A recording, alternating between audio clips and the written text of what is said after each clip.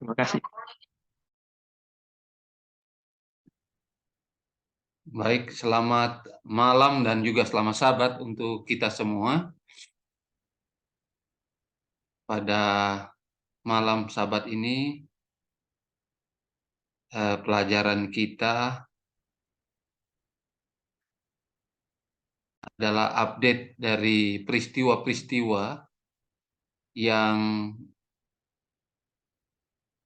sudah digenapi atau sementara digenapi dan juga yang akan digenapi dari nubuatan-nubuatan yang ada dalam Alkitab dan juga dalam tulisan Roh Nubuat. Kalau kita lihat di sini, ada banyak sebenarnya hal-hal yang sudah terjadi dan kita perlu mengkonfirmasi dari firman Tuhan, dari Alkitab Roh Nubuat, baik dari apa yang kita pelajari di dalam pelajaran sekolah sahabat kita juga, dan juga keadaan umat-umat Tuhan di zaman akhir ini juga kita perlu ketahui juga bersama. Sehingga dengan demikian kita mengetahui posisi kita sebagai umat Tuhan itu bagaimana sekarang ini. Baiklah, mari kita memperhatikan beberapa waktu ke depan ini untuk melihat apa yang dikatakan oleh Alkitab dan juga tulisan Roh Nubuat.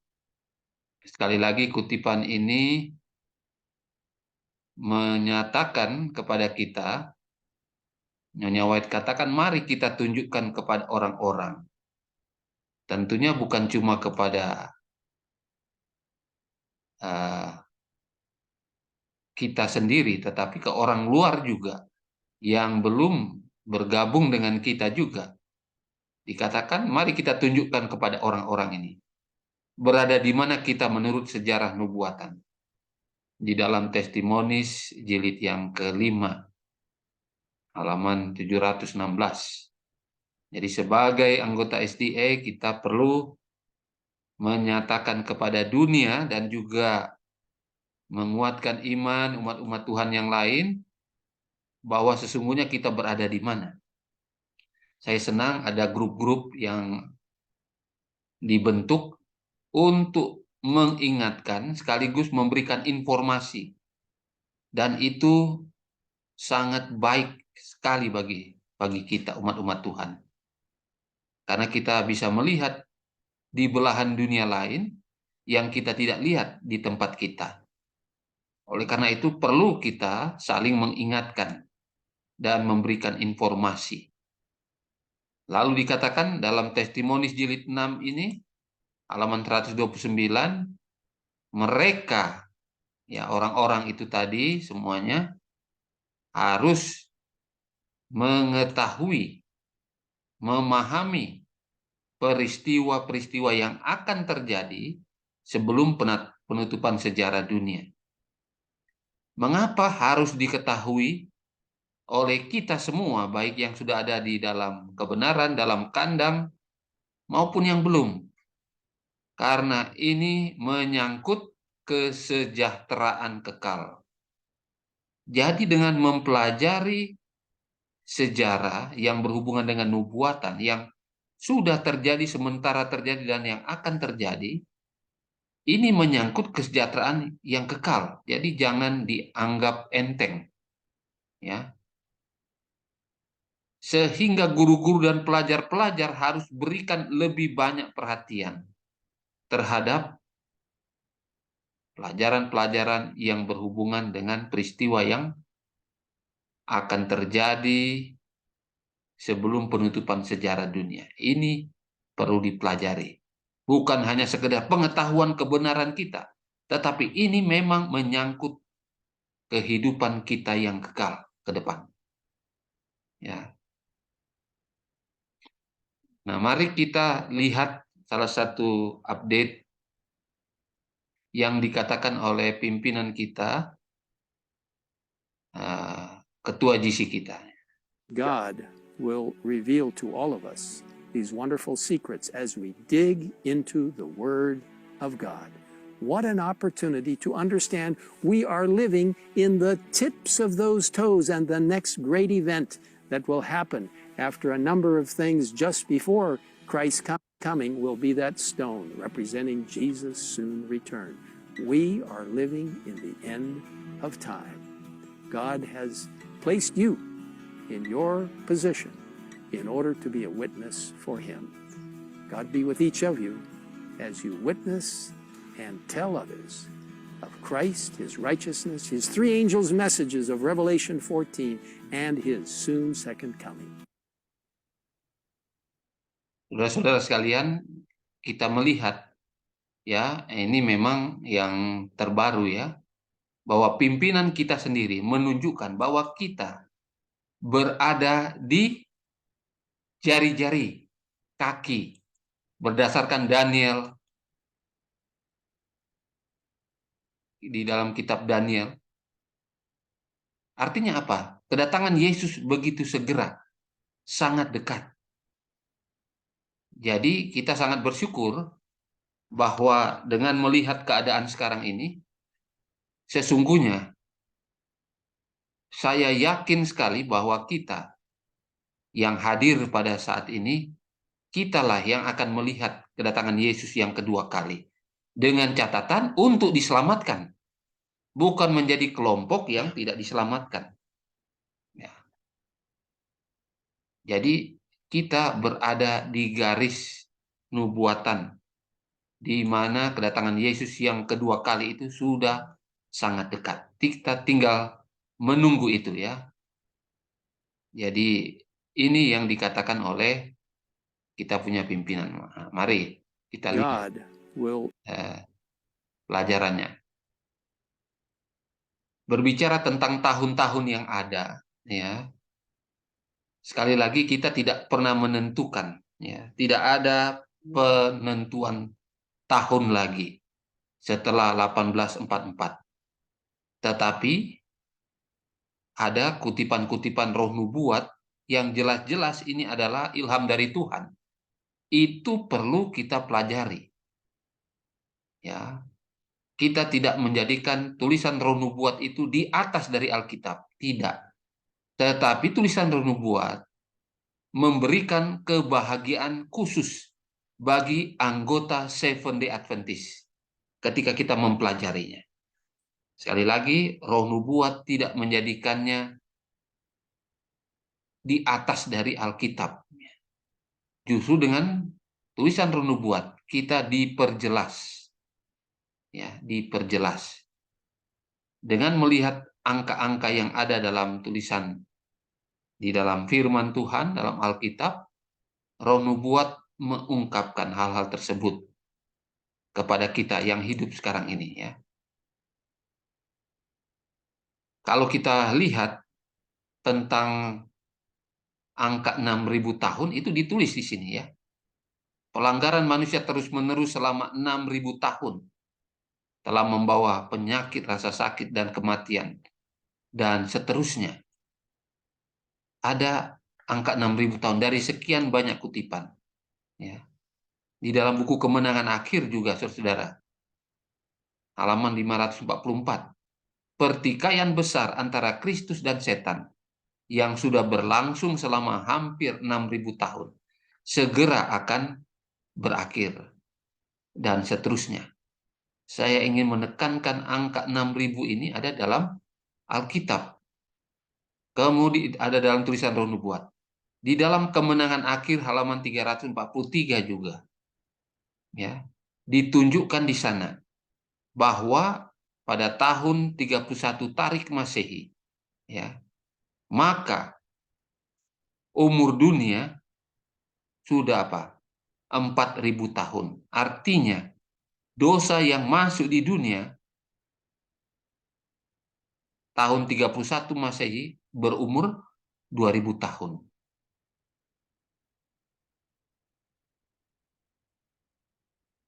ia akan mengakhiri sistem upacara korban bayangan yang selama 4.000 tahun menunjuk kepada kematiannya. 4.000 tahun. Jadi Yesus mati, umur bumi 4.000 tahun. Dari ini bahasa Inggrisnya yang tadi ya. Segera akan berakhir 6.000 tahun. Ya. Jadi saudara sekalian, kita tinggal melihat saja ya.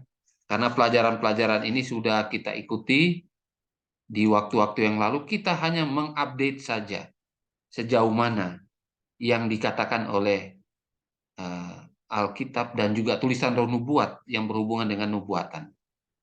Ya. Sekali lagi, ketika kita mempelajari firman Tuhan, mempelajari nubuatan, tentu Kristus itu ditinggikan di sana, saudara-saudara ya.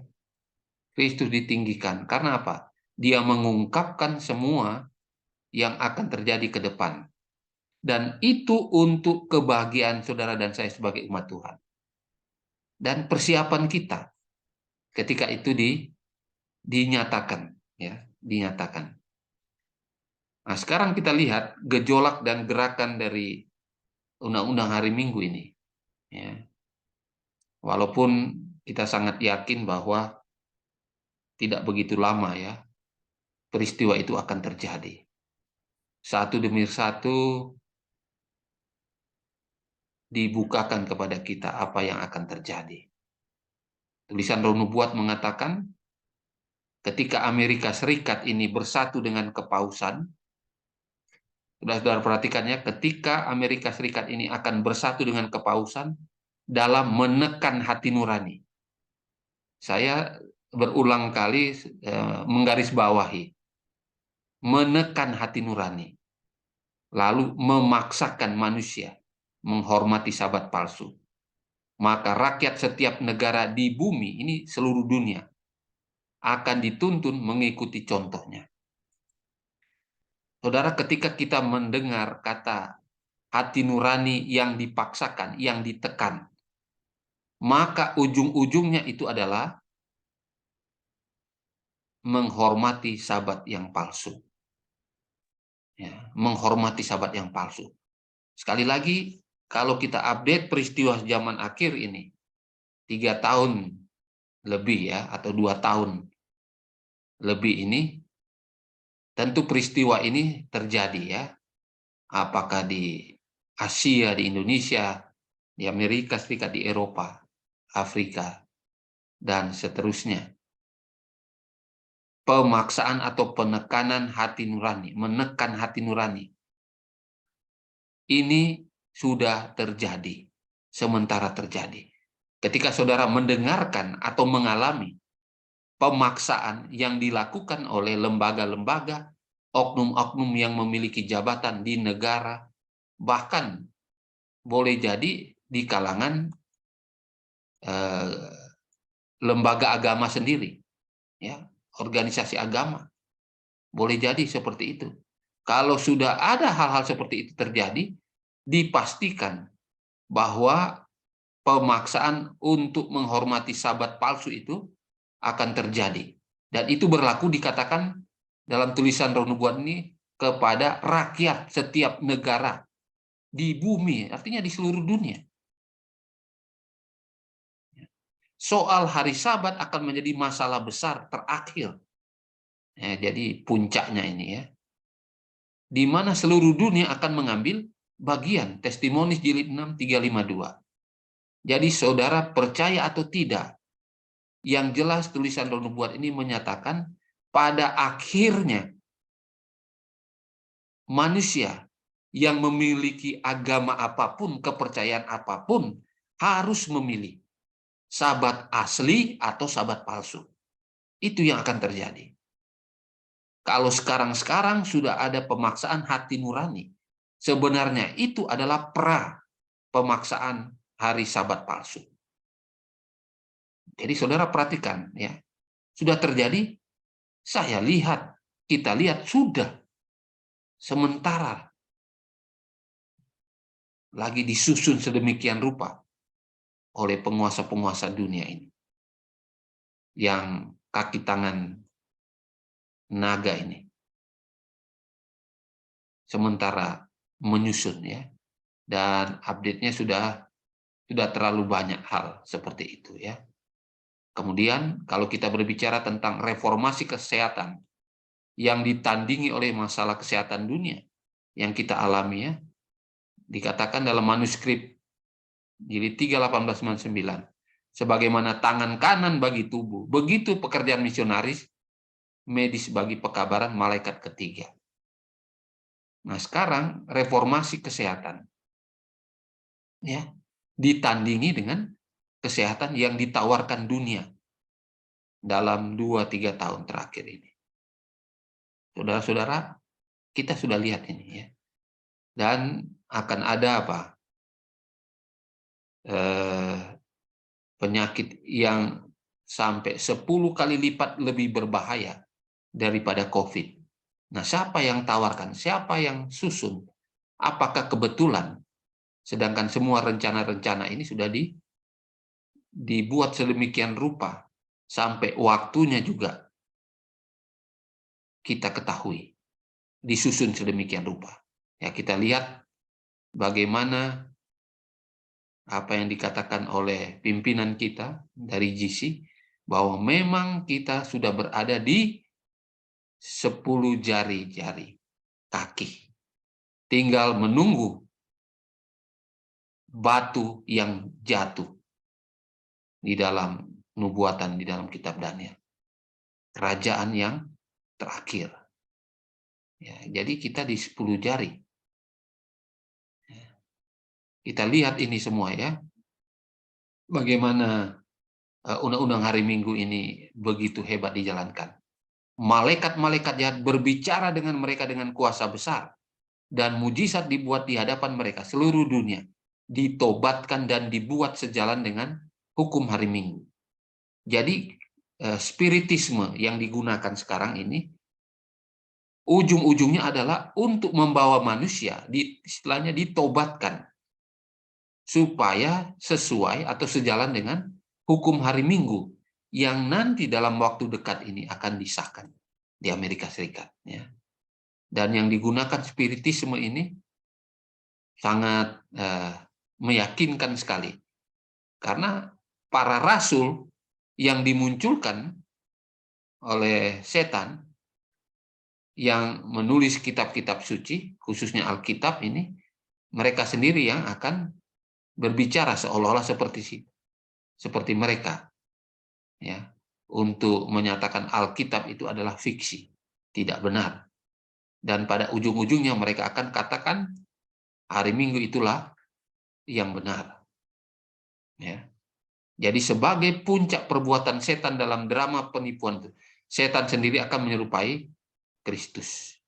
Dan inilah yang sangat menggoncang iman anggota-anggota Seventh-day Adventist khususnya. Ya.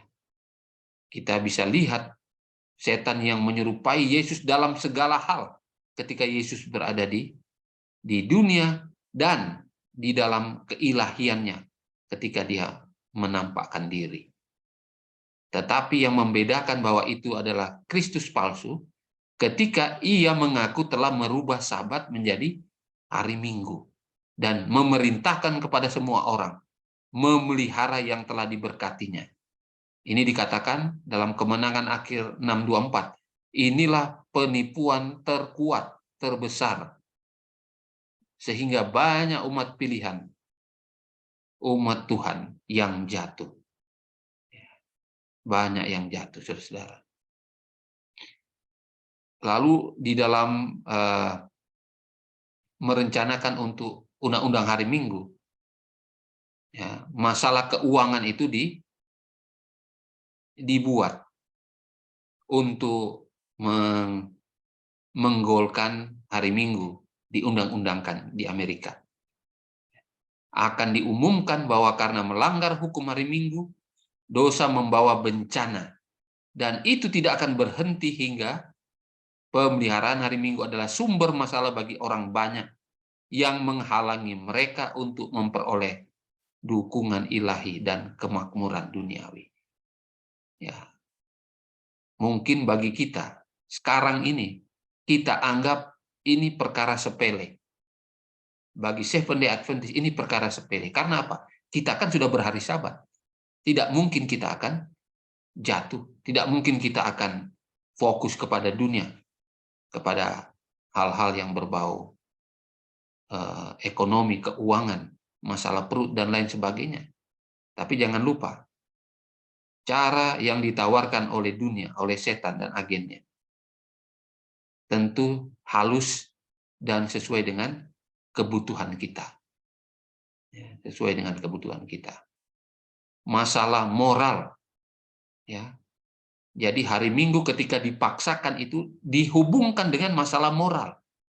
Karena moral yang tidak benar, yang tidak baik, yang dialami, yang dijalankan oleh manusia, maka ini akan menjadi alasan untuk mengesahkan undang-undang hari Minggu.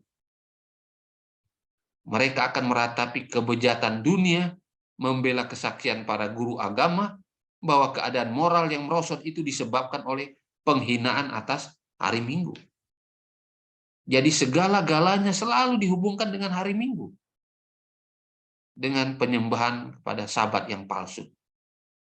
Untuk menghalalkan atau mengesahkan hari Minggu itu adalah hari yang harus diakui, dijalankan oleh seluruh manusia. Dan sasarannya adalah saudara dan saya yang utama. Seventh-day Adventist. Karena kalau yang di luar sana gampang. Ya, karena mereka umum-umumnya selain anggota SDA atau Gereja Advent, semua agama itu mengakui spiritisme. Jadi gampang untuk dibawa kepada penyembahan pada hari Minggu, ya. Kemudian kita lihat bagaimana bencana alam yang dibuat oleh setan untuk apa? Membawa kepastian bahwa undang-undang hari Minggu itu sudah sangat jelas. Kecelakaan, bencana di laut, darat, kebakaran, tornado. Semua ini sudah terjadi, saudara sekalian. Sudah terjadi. Mengapa? Karena setan mau dengan alasan-alasan yang tepat, dunia ini akan menyembah dia dengan cara mengadakan ibadah pada hari Minggu sebagai hari yang resmi seolah-olah kepada Tuhan. Peristiwa ini akan semakin sering terjadi dan semakin berbahaya. Jadi kalau kita lihat peristiwa-peristiwa di mana setan mengadakan hal-hal yang mencelakai manusia, membuat manusia ini celaka, binasa, dan lain sebagainya. Semakin hari semakin sering, semakin berbahaya. Karena ujung-ujungnya dikatakan akan diumumkan bahwa semua manusia menghina Allah melalui pelanggaran Sabat, yaitu Minggu. Jadi Sabat yang palsu. Jadi setan membuat kecelakaan, bencana, malapetaka, ya, banjir, dan lain sebagainya ini untuk meyakinkan manusia bahwa karena kalian tidak beribadah dengan benar pada hari Minggu, maka itu terjadi. Karena kalian melanggar hari Sabat palsu itu, ya, hari Minggu, maka semua bencana ini terjadi. Jadi setan mengarahkan kepada manusia, khususnya para pengikut Kristus, agar mereka yakin hari Minggu dibutuhkan di dalam penyembahan. Berhubungan dengan Sandelo ini, Wahyu 13 akan digenapi bila mana Amerika Serikat akan memaksakan pemeliharaan hari Minggu yang dituntut oleh Roma sebagai pengakuan kekuasaan. Ini kita tahu, ya. Tetapi yang jelas ketika hati nurani itu dipaksakan, ya, saudara, dipaksakan untuk sesuatu yang seharusnya itu pilihan, bukan paksaan, maka yakinlah bahwa kita sementara diarahkan ke arah untuk dipaksakannya hari Sabat palsu itu. Hari Sabat palsu. pemaksaan pemeliharaan hari Minggu di Amerika Serikat akan menjadi suatu pemaksaan penyembahan terhadap binatang dan patungnya. Jadi sekali lagi kita harus berfokus kepada Amerika Serikat. Bagaimana nanti hari Minggu itu akan dipaksakan, akan diundang-undangkan untuk dipaksakan kepada pertama warga Amerika Serikat dan juga akhirnya kepada warga dunia. Dipaksakan. Dan ketika hari Minggu ini dipaksakan, sama dengan penyembahan kepada binatang dan patungnya. Jadi kita sudah tahu binatang ini dalam Wahyu pasal 13, binatang yang pertama yang keluar dari dalam laut. Dan patungnya. Nah, patung binatang ini kita sudah tahu. Dalam tulisan Roh Nubuat itu, gereja-gereja Protestan yang murtad, yang meminta bantuan sipil untuk memaksakan dogma-dogma. Nah, itu dimulai di Amerika Serikat. Jadi patung binatang itu seperti itu. Dan patung binatang itu adalah gereja Protestan sendiri.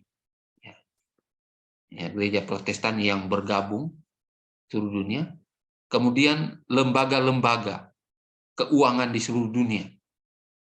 Ya, yang dimulai di Amerika Serikat tentunya, kalau kita lihat nubuatan ini. Dan ini adalah kaki tangan dari binatang yang pertama. Ini yang dibilang patung binatang. Mengapa patung? Karena mengikuti semua rencana dari binatang yang pertama. Jadi gambarannya sama, rencana mereka sama. Ya, saudara-saudara yang sudah banyak mempelajari nubuatan ini tentu mengetahui dengan jelas. Lalu sekarang kita lihat ya, sampai sekarang ini masalah angka 666 di dalam buku Wahyu pasal 13 ya, itu menjadi pro dan kontra, artinya pendapatnya masih simpang siur ya. Tetapi yang jelas dalam Alkitab, dalam buku Wahyu itu dikatakan ini adalah bilangan dari seorang manusia ya, bilangan seorang manusia. Dan dasarnya tentunya kita tahu ya, ada banyak hal yang perlu kita ketahui. Saya mau ambil kutipan dari Profesor Walter Veith. Dia mengatakan demikian, modern interpretations of this prophecy apply the 666 to a computer in Brussels.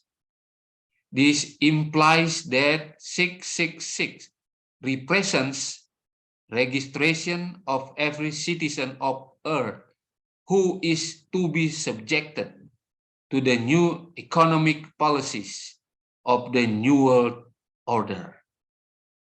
Jadi Walter Veith tahun 2022, 2 April, dia katakan, penafsiran modern atas nubuatan tentang 666 ini menerapkan angka 66 pada sebuah komputer di Brussels.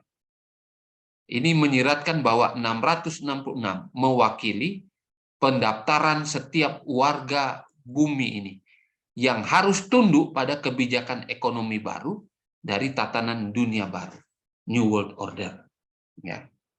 Di dalam penafsiran dari gereja kita, Seventh-day Adventist, ya, ini ada di dalam tulisan di mahkota, ya, susun 3 dari kepausan, ada di sana ya, ada Vicarius Filii Dei, ya. Tidak jadi masalah, tetapi kita tahu, karena kalau kita mempelajari ini, ya, mempelajari ini selalu kita kaitkan dengan binatang yang pertama, karena ini Wahyu pasal 13. Jadi konteksnya di situ, kalau kita perhatikan semua ke arah sana, ya. Walaupun ada banyak hal juga yang kalau kita cocok-cocokkan 666 dan lain sebagainya. Tetapi yang jelas ini bilangan dari manusia. Ya, tentunya ini antikristus atau manusia durhaka, dan kita tahu semuanya. Tetapi alat yang digunakan oleh manusia durhaka ini adalah apa? Ya, komputer bisa, ya. Dan seperti yang sekarang ini booming, ya, penggunaan microchip, alat yang digunakan. Tujuannya adalah apa? Untuk supaya manusia di seluruh dunia akan digiring kepada penyembahan pada hari Minggu nantinya. Ya, tentu semua arahan hal-hal yang terjadi sekarang ini arahnya ke sana. Nah, sekarang kita lihat, ketika kita lihat peristiwa akhir zaman yang sudah dinyatakan oleh Yesus Kristus sendiri, tanda dan peringatan yang diberikan lewat kehancuran Yerusalem, ya. Nah, kalau kita lihat di sini, ya, dalam Matius pasal 24 ayat 15 katakan, apabila kamu melihat pembinasa keji berdiri di tempat kudus. Ya, para pembaca perhatikan. Ya, ini berbicara kepada orang-orang Yahudi, orang Kristen Yahudi. Ini buku Matius, ya. Makanya istilahnya adalah pembinasa keji berdiri di tempat kudus. Ya, bisa aplikasi kedua, aplikasi ketiga. Ya, firman Tuhan itu fleksibel, aplikasinya luar biasa, up to date terus, dari generasi ke generasi, dari zaman ke zaman, sampai akhir zaman ini. Kita bisa aplikasikan ini, ya. Lalu, apabila kamu melihat pembinasa keji berdiri di tempat yang tidak sepatutnya, maka orang-orang di Yerusalem harus melarikan diri ke pegunungan. Lalu Lukas katakan, apabila kamu melihat Yerusalem dikepung oleh tentara-tentara. Ini untuk orang-orang yang orang-orang Kristen yang latar belakangnya dari kafir atau dari orang-orang Roma sendiri, ya. Apabila kamu melihat Yerusalem dikepung oleh tentara-tentara, ketahuilah bahwa keruntuhannya sudah dekat. Jadi pendekatan yang dibawakan oleh Yesus kepada ketiga Injil ini disesuaikan dengan peruntukannya, untuk orangnya siapa. Ya, kalau untuk orang Yahudi yang Kristen, lain bahasanya. Lalu kalau orang kafir yang menjadi Kristen, lain lagi bahasanya. Dan untuk orang-orang yang dari kalangan orang-orang Romawi yang jadi Kristen, lain lagi bahasanya. Tetapi intinya adalah mengingatkan. Karena dari ketiga Injil ini, Yesus mengingatkan bahwa ini adalah lambang yang akan terjadi ke depan juga. Ya. Jadi, Yesus katakan di dalam Kemenangan Akhir, halaman 226, tanda-tanda yang tidak boleh salah akan mendahului klimaks yang mengerikan itu. Jadi klimaks yang mengerikan itu adalah keruntuhan dari Yerusalem pada saat itu. Yesus katakan, ya, saat yang menakutkan itu akan datang tiba-tiba dan segera. Jadi juru selamat mengabarkan kepada pengikut-pengikutnya, apabila kamu melihat pembinasa keji berdiri tempat kudus, menurut firman disampaikan oleh Nabi Daniel, para pembaca perhatikan, ya, maka orang-orang di Yudea harus, bukan pilihan lagi, harus melarikan diri ke pegunungan. Yesus mengaplikasikan kehancuran Yerusalem dengan apa? Pendahuluan peristiwa masa kesukaran besar. Nah, dalam Kemenangan Akhir, ya, dalam Kemenangan Akhir ini halaman 26 dikatakan, bila mana tiang-tiang berhala orang Roma didirikan atas tanah suci beberapa ratus meter di luar tembok kota, maka pengikut-pengikut Kristus menyelamatkan diri dengan melarikan diri. Jadi ini adalah peristiwa sebelum kehancuran Yerusalem. 3,5 tahun sebelum Yerusalem dihancurkan, didirikan apa? Tiang-tiang berhala. Inilah lambang dari apa? Undang-undang hari Minggu itu disahkan. Ya, ini kalau saudara perhatikan, sebelum masuk kepada masa kesukaran besar, karena pendahuluan masa kesukaran besar itu sama dengan keruntuhan Yerusalem, yang Yesus katakan ya. Mereka tidak boleh membuang-buang waktu sesaat pun kalau mereka tidak mau terlibat dalam kebinasaan menyeluruh. Jadi ini diamarkan ya. Lalu ya, ini yang perlu kita dalami juga secara pribadi-pribadi supaya Tuhan boleh menunjukkan melalui Roh Kudus-Nya hal-hal yang belum dimengerti. Jadi dikatakan perkataan Yesus tentang kehancuran Yerusalem tahun 70 itu yang dihubungkan dengan pendahuluan masa kesukaran besar, dikatakan tidak sepenuhnya dimengerti. Tidak sepenuhnya dimengerti, tetapi artinya akan dibukakan bila umat Tuhan, bila umat-umat Kristus ini memerlukan petunjuk mengenai hal-hal yang telah diberikan. Nubuatan yang dikatakan oleh Yesus punya rangkap dua, bayangan pendahuluan kebinasaan Yerusalem, juga gambaran pendahuluan kesusahan besar akhir zaman. Jadi saudara-saudara, kalau kita minta dengan tulus, dengan gembira, tidak ada unsur mau apa-apa ya, maka Tuhan akan apa? Tunjukkan. Tuhan akan bukakan kepada siapa saja yang memerlukan petunjuk untuk menguatkan umat-umat Tuhan yang hidup di zaman akhir ini. Saudara dan saya. Jadi kalau kita minta, siapa saja minta dengan pertolongan Tuhan Roh Kudus, Dia akan berikan. Kalau kita lihat yang dikatakan oleh Yesus, peringatan ini diberikan untuk diindahkan 40 tahun kemudian pada saat kehancuran Yerusalem. Artinya sebelum masa kesukaran besar, pendahuluan masa kesukaran besar, maka 40 tahun juga sebelumnya, Yesus sudah memberikan apa? Petunjuk melalui hamba-hambanya dan melalui beberapa nubuatan yang mendahuluinya. Tentu diberikan ya. Dan kita sudah tahu sejauh mana itu terjadi sekarang ini dijalankan. Lalu 4 malaikat yang menahan 4 penjuru mata angin, 4 malaikat penjaga ini, apakah sudah melepaskan yang dijaga itu? Ya.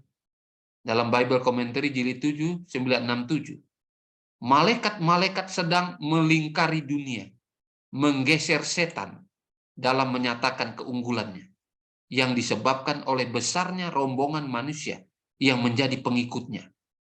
Kita tidak mendengar suara, kita tidak melihat pemandangan biasa terhadap pekerjaan malaikat-malaikat ini, tetapi tangan mereka melingkari dunia, dan dengan kewaspadaan yang tidak memicingkan mata sedikit pun, mereka menahan bala tentara setan sejauh mungkin sampai pemeteraian umat Allah selesai.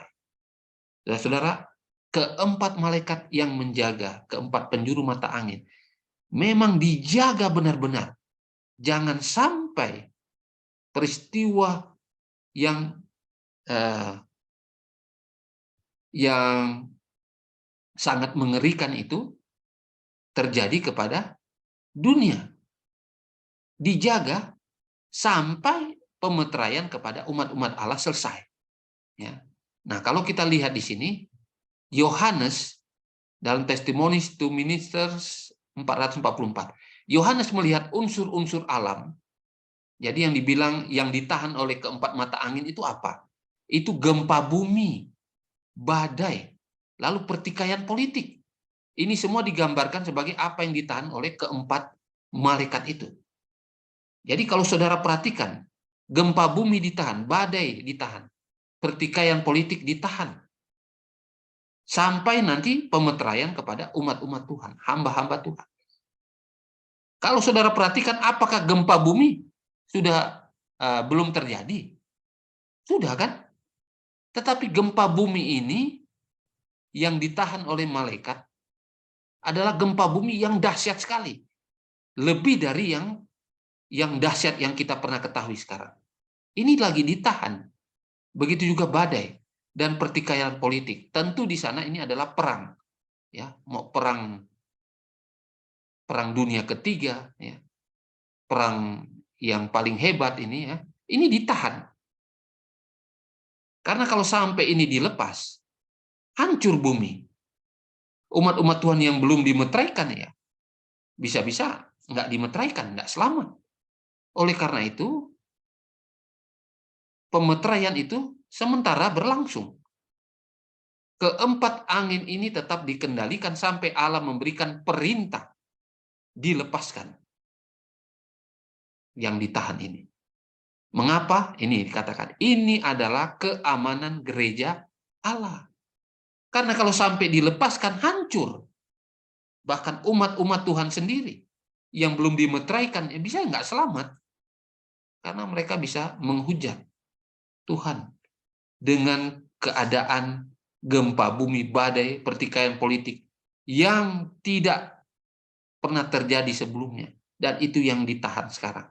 Kalau tidak ditahan, maka gereja Tuhan ini hancur. Artinya orang-orangnya. Jadi malaikat Allah melaksanakan permintaan itu, menahan angin, supaya angin itu jangan bertiup sebelum hamba-hamba Allah dimeteraikan pada dahi mereka.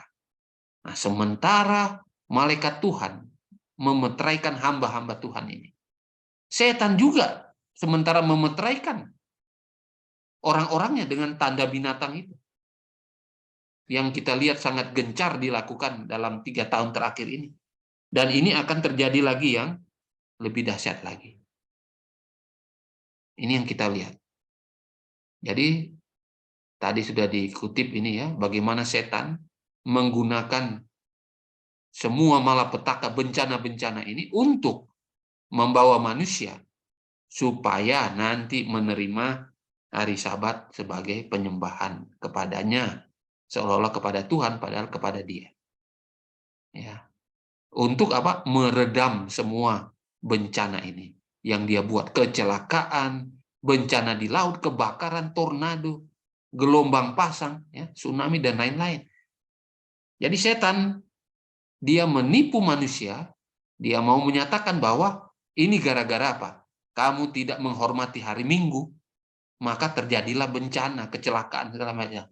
Oleh karena itu supaya aman dunia, beribadahlah pada hari Minggu. Itu maksudnya. Sekarang kita lihat, saudara, bagaimana keadaan Laodikia, di mana saudara dan saya menjadi anggota. Mengapa demikian? Karena kita mau lihat apakah nubuatan itu digenapi atau tidak. Kalau tidak digenapi, masih lama ya, berarti masih lama. Tetapi dari semua yang kita pelajari tadi, semua itu digenapi. Dan tinggal ketok palu, saya boleh bilang begitu. Ya. Bagaimana keadaan umat Tuhan Laodikia ini ya? Memang di dalam Wahyu 3 ayat 16, selama umat Tuhan ini suam-suam kuku, pasti akan dimuntahkan oleh Tuhan. Artinya, tidak akan diselamatkan. Ya. Ini dikatakan begini ya, dalam Review and Herald 20 Agustus 18. Pekabaran kepada jemaat Laodikia menyatakan secara khusus bahwa kepada umat Allah sekarang. Ini adalah satu pekabaran kepada orang Kristen yang sekedar mengaku, cuma mengaku-mengaku saja, bukan pelaku. Yang sudah menjadi seperti dunia, tidak kelihatan bedanya lagi dengan dunia. Inilah Laodikia. Ya, mengapa sampai Tuhan mau memuntahkan? Ya, saudara dan saya ini yang menjadi anggota. Orang-orang Kristen yang setengah-setengah lebih buruk dari orang kafir. Karena kata-kata tipuan dan kehidupan mereka ini menyesatkan banyak orang. Jadi ini Laodikia yang suam-suam kuku ini menipu banyak orang.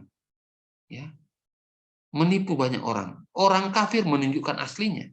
Kalau orang Kristen yang suam-suam kuku menipu siapa? Menipu orang kafir yang di luar sana dan menipu orang yang sudah ada dalam kebenaran. Dua-dua ditipu. Dan Laodikia ini dikatakan, ya, saya ngomong ini apa adanya, saudara, untuk melihat begitulah kita ini, ya, keadaan kita. Setan menggunakan mereka yang Laodikia ini untuk melakukan satu pekerjaan yang tidak bisa dilakukan orang lain. Artinya apa, saudara? Saudara dan saya potensi sangat besar digunakan oleh setan untuk membawa dunia kepada penyembahan berhala, membawa dunia supaya menyembah binatang dan patungnya. Itu Laodikia. Kan mengerikan. Saudara introspeksi masing-masing diri kita. Apakah kita masih seperti ini? Belum ada perubahan? Apakah pada saatnya secara kelompok kita ini akan berubah atau tidak? Laodikia ini. Atau begitu-begitu terus? Mari kita lihat, ya. Testimoni jilid 4, 89. Ya, pertama kita harus keluar dari keadaan suam-suam. Saudara punya keadaan suam-suam itu harus saudara singkirkan. Dan harus bertobat sungguh. Kalau tidak, kalau masih suam-suam, masih Laodikia keadaannya, kita akan gagal ke surga. Kita gagal ke surga, saudara. Nah sekarang, apakah Laodikia itu harus bertobat semuanya? Peristiwa akhir zaman 31. Gereja ini berada dalam keadaan Laodikia. Keadaan Laodikia ini artinya hadirat Tuhan tidak ada di tengah-tengah. Jadi kalau saudara masih suam-suam kuku, saudara tidak bertobat sungguh, Tuhan tidak ada di dalam diri saudara. Ya.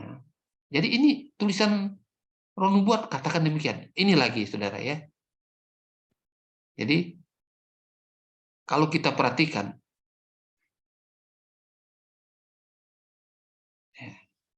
bagaimana keadaan kita itu yang sangat luar biasa, yang perlu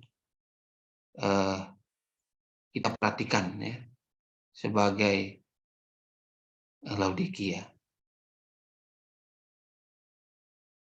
Jadi kalau kita lihat begini, tentunya kita harus merasa yakin bahwa sesungguhnya apa yang terjadi sekarang ini, memang kita berada di akhir zaman, dan semua peristiwa-peristiwa, nubuatan-nubuatan yang ada, itu digenapi semua. Mau di luar atau kepada diri kita, sebagai umat Tuhan, itulah kita. Ya. Itulah kita, saudara sekalian. Jangan sampai apa yang dikatakan tidak 1 dari 20 itu terjadi. Karena demikian. Yang namanya suam-suam kuku, ya Tuhan nggak ada dalam hati kita, dalam hidup kita. Yang ada kita dimuntahkan. Oleh karena itu kita perlu bertobat dan bertobat sungguh. Ya. Jadi inilah beberapa hal yang menjadi bagian kita sekarang ini yang perlu kita perhatikan. Peristiwa akhir zaman yang kita lihat, semuanya sudah sangat-sangat nyata. Mau kita lihat di luar, kita lihat di dalam gereja kita juga, seperti itu.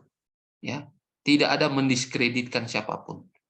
Kita hanya mau melihat bagaimana nubuatan-nubuatan yang dinyatakan, baik dalam gereja, dalam tubuh gereja, dan di luar sana, itu digenapi dengan tepat. Artinya apa? Kita tinggal tunggu waktunya. Ya. Apakah sudah waktunya kita juga harus keluar, maksudnya country living? Ya, saudara sudah lihat tadi, ya. Jadi sudah berulang-ulang itu dinyatakan. Jadi demikianlah kita punya update tentang pekabaran zaman akhir ini. Ya, walaupun beberapa hal kita langsung bahas sengaja ini karena saudara-saudara sudah pelajari. Tinggal kita melihat aplikasi dan penggenapannya pada saat-saat sekarang ini. Kiranya Tuhan boleh memberkati kita di dalam mengantisipasi peristiwa nubuatan besar yang kita sementara tunggu ke depan. Tuhan berkati kita. Puji Tuhan, pekabaran yang luar biasa yang memang sangat kita perlukan saat ini. Saudara-saudara sekalian, tentunya kita semua sudah ikuti, dan mungkin ada saudara-saudara yang sudah menyiapkan pertanyaan untuk disampaikan. Boleh saudara berikan melalui chat ataupun raise hand. Namun sebelum itu kita akan mendengarkan lagu pujian. Mungkin bisa share screen.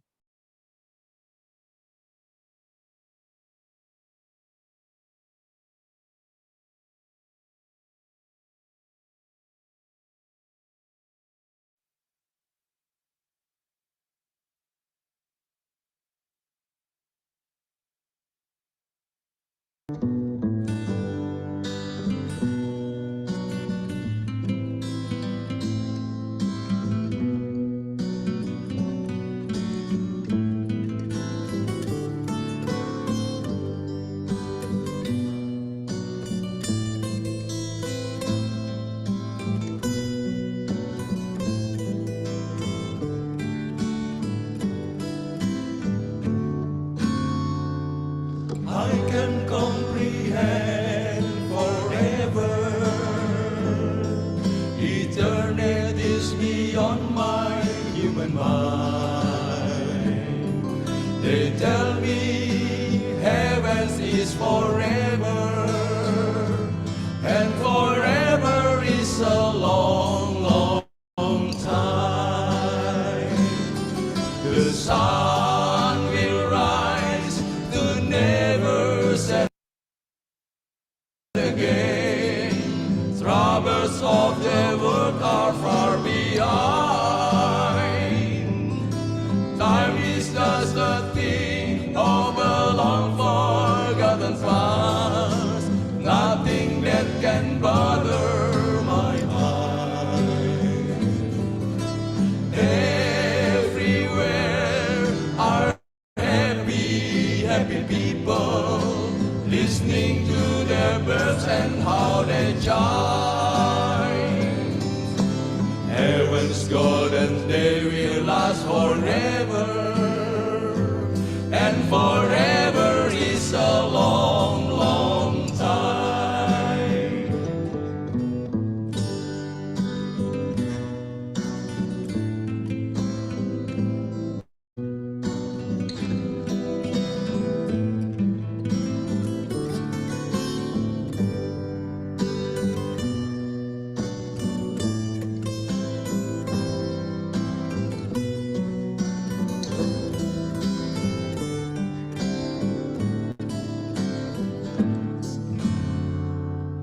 Melampaui semua akal, kekekalan yang Tuhan berikan. Tersurat surga itu kekal, dan kekal selama-lamanya. Surya terbit tak pernah terbenam, kesusahan dunia lenyaplah. Sengsara dunia terlupakan selamanya, tak ada yang mengganggu kita. Di sana semua bergembira, dengar lonceng merdu menggema. Nikmatnya hari emas di surga, dan kekal selama-lamanya.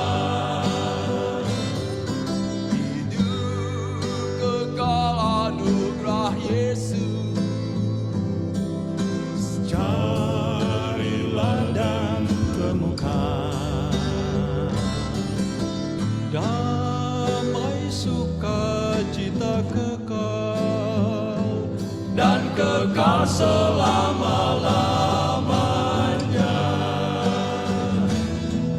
The sun will rise to never set again. Troubles of the world are far behind. Time is just a thing of a long forgotten past. Nothing that can bother my mind. Everywhere are happy, happy people, listening to the birds and how they chime. Heaven's golden day will last forever, and forever is a long, long time. Nikmatnya hari emas di surga dan kekal selama-lamanya. Heaven's golden day will last forever, and forever is a long, long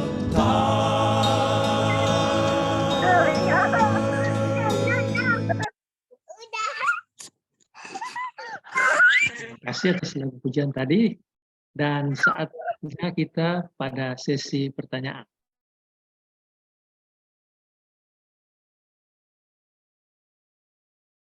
Ada yang sudah raise hand di sini? Saudara Abnor 2. Baiklah, silakan. Abnor 2, kita. Ya, shalom. Shalom. Selamat, ya, selamat Silakan. sahabat. Sama-sama. Ya, selamat. Ada dua perkara yang ataupun yang pertanyaan saya di sini. Apakah kita tahu yang sekarang ini kita sudah dimeteraikan? Oke, itu yang pertama. Dan yang kedua, apa meterai Tuhan dan apakah meterai setan itu? Terima kasih.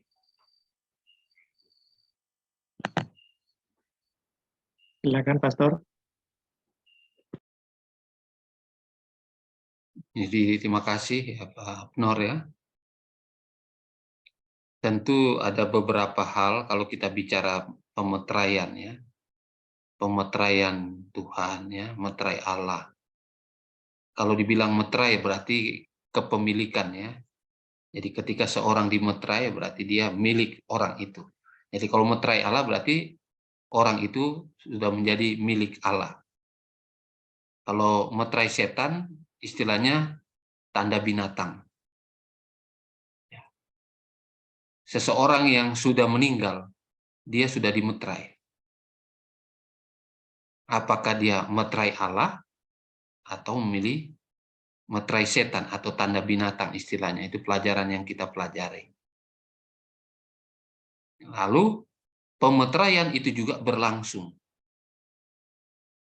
sampai sekarang, dimulai 1844 sampai sekarang nanti penutupan pintu kasihan khusus untuk SDA secara global itu ya. Nah, pribadi-pribadi ini tidak kentara karena kalau seseorang sudah yang kelihatan adalah ketika menerima tanda binatang. Menerima tanda binatang ini, tulisan Roh Nubuat itu ada sampai 10 hal maksudnya ya. Yang jarang kita ikuti atau ketahui bahwa tanda binatang itu ketika kita melakukan pelanggaran salah satu dari 10 hukum Tuhan, bukan cuma hari Sabat. Ketika kita melakukan pelanggaran itu berulang-ulang, ya, berulang-ulang, dan pada waktu undang-undang hari Minggu itu disahkan, kita akan menerima tanda binatang. Jadi secara faktanya, de facto, sebenarnya kita sudah terima meterai setan atau tanda binatang ketika kita melakukan kejahatan atau pelanggaran hukum, apalagi berulang-ulang. Ya. Kalau meterai Allah, itu kita tidak pernah tahu, kecuali orang itu sudah meninggal. Dan pada saat pemeteraian setelah Undang-Undang Hari Minggu disahkan di Amerika, itu global. Ya. Kemudian yang dibilang tanda binatang tadi saya sudah terangkan ya. Ketika kita memilih untuk berkompromi mengikuti penguasa-penguasa dunia yang tidak sejalan dengan apa yang firman Tuhan katakan, dalam hal ini hukum-hukum Tuhan, kita sudah menerima tanda binatang, dalam faktanya. Karena ujung-ujungnya adalah penyembahan hari Minggu. Jadi itu pelajaran khusus itu kalau kita bicara tentang tanda binatang. Ya, kebetulan sekolah sahabat kita bicara dalam 2 sahabat ini tentang tanda binatang ya. Jadi bukan cuma penyembahan hari Minggu yang dipaksakan itu kita ikuti. Tetapi melanggar hukum Tuhan yang rutin kita lakukan. Faktanya sebenarnya kita udah terima tanda binatang, artinya meterai setan. Tinggal ketok palunya aja waktu Sandelo disahkan. Lalu ketika kita memilih selain Tuhan sebagai yang menguasai kita, artinya penguasa-penguasa dunia, lalu kita mengikuti dia di dalam menjalankan aturan-aturan di luar dari aturan hukum Tuhan, maka kita juga menerima tanda binatang dalam faktanya. Tapi peresmiannya, waktu Undang-Undang Hari Minggu disahkan, kita tinggal istilahnya apa ya, sebenarnya kita udah melaksanakan, tetapi tinggal terima sertifikatnya aja. Faktanya kita udah terima. Nah ini yang harus waspada sebagai umat Tuhan. Kita anggap tanda binatang waktu kita nerima penyembahan pada hari Minggu waktu dipaksakan itu. Ya, Roh Nubuat jelas mengatakan itu. Perbuatan pelanggaran hukum Tuhan berulang-ulang kita lakukan selain hari Sabat ya. Kalau hari Sabat udah jelas, apalagi hari Sabat ya. Sebenarnya kita sudah menerima tanda binatang. Hanya pengesahannya, istilahnya kita dikasih sertifikatnya nanti waktu Undang-Undang Hari Minggu disahkan, ya kan? Seperti itu. Begitu juga ketika kita kompromi atau mengikuti penguasa-penguasa dunia. Nah, istilah penguasa-penguasa dunia dalam tulisan Roh Nubuat itu ada 2. Penguasa gereja, pemerintah, dan juga di dalam tempat kita bekerja, termasuk penguasa gereja yang tidak menjalankan hukum Tuhan. Jadi hati-hati, kita menganggap kita mengikuti Tuhan karena kita mengikuti pimpinan kita. Kalau pimpinannya salah, kita udah sama menerima tanda binatang atau meterai setan. Nah mungkin meterai setan lebih enak ya, karena udah mengikuti melanggar akan hukum Tuhan. Nah, mungkin sejauh ini bisa ya, Pak Abner ya, bisa ditangkap ya.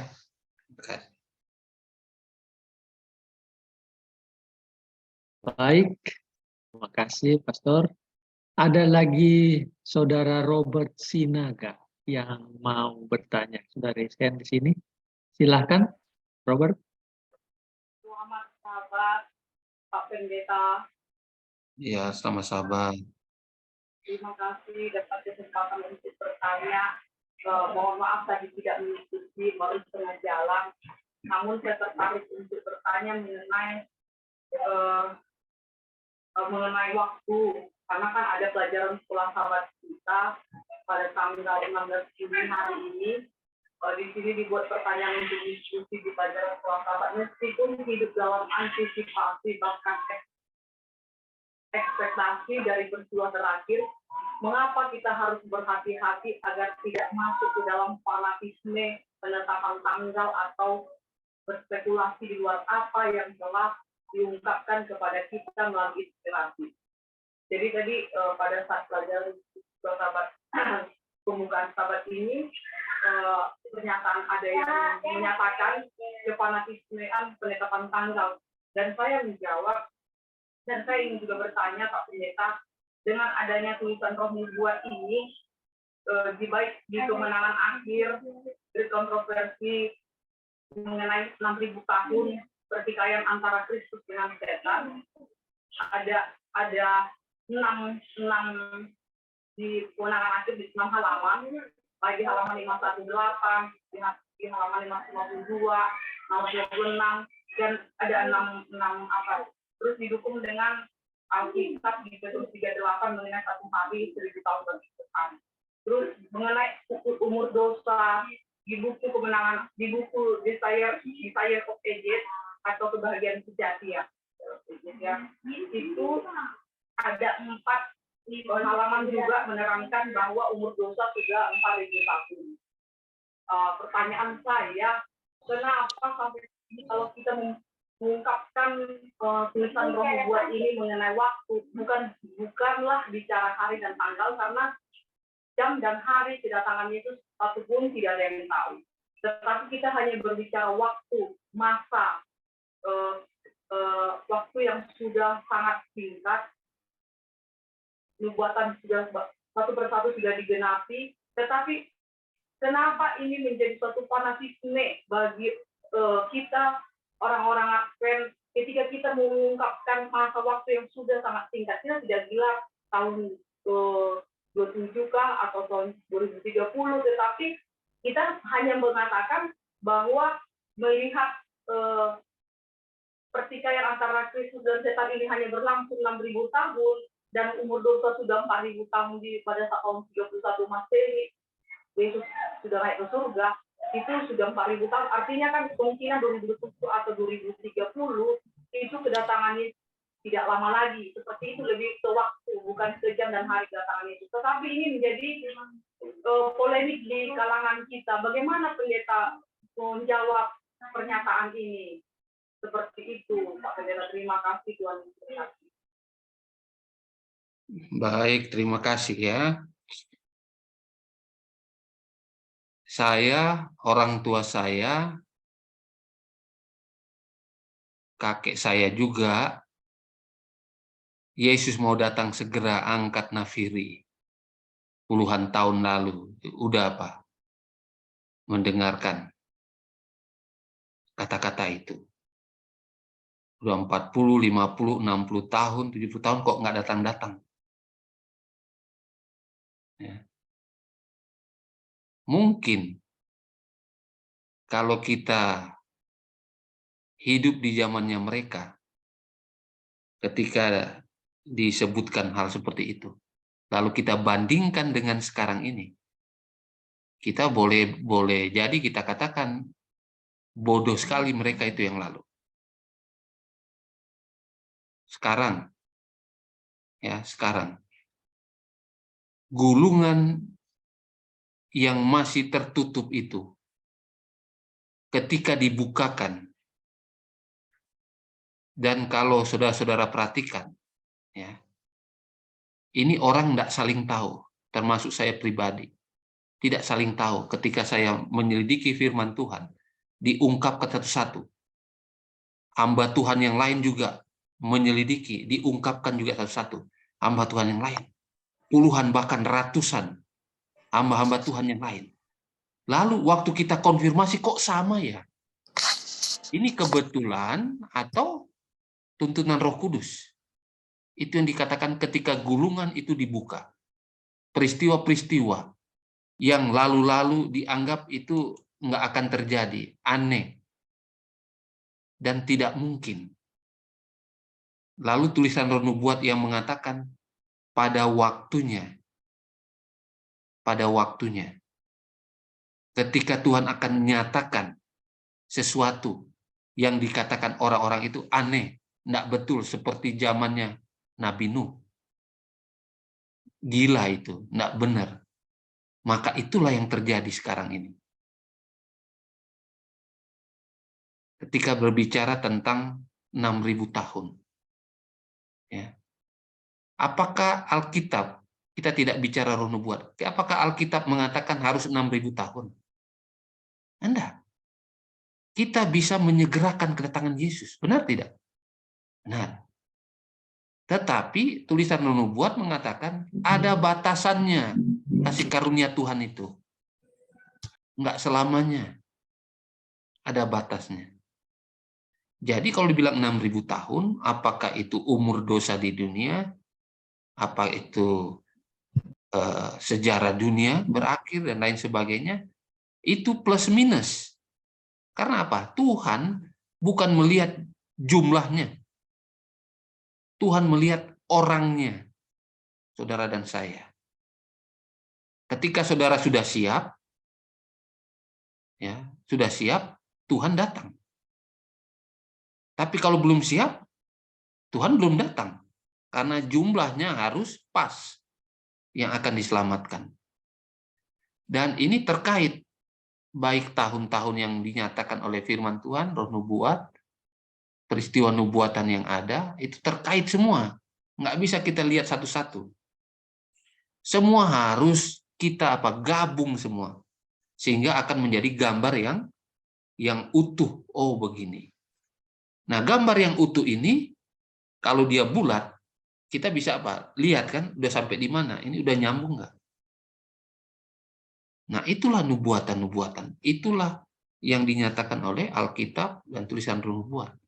Harus disatukan semuanya, baru utuh. Mungkin 40-50 tahun, 60 tahun yang lalu itu baru apa? Baru 20-30% itu nubuatan digenapi. Semua mengarah kepada datangnya. Saudara perhatikan, dalam buku Maranatha di awal-awal bulan Januari, buku Maranatha, ya, dari sejak kejadian sampai nanti Yesus datang, ya, kedatangan Yesus kedua kali itu adalah intinya yang dipelajari.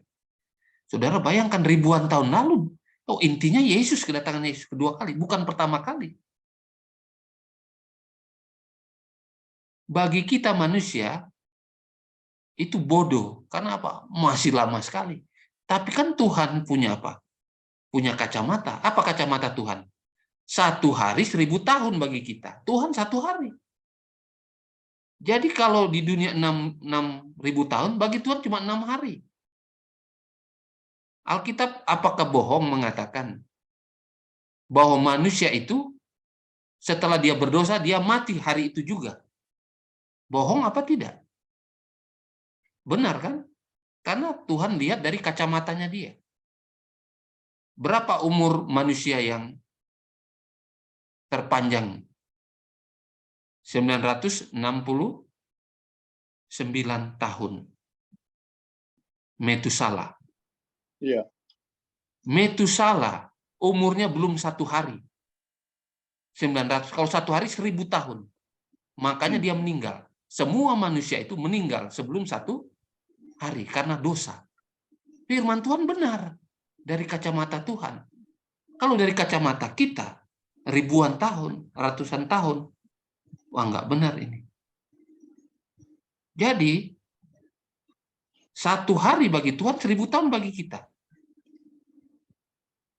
Jadi lihat, yang paling lama umurnya 969 tahun, itu belum sampai 1000 tahun, belum sampai 1 hari di mata Tuhan, makanya meninggal.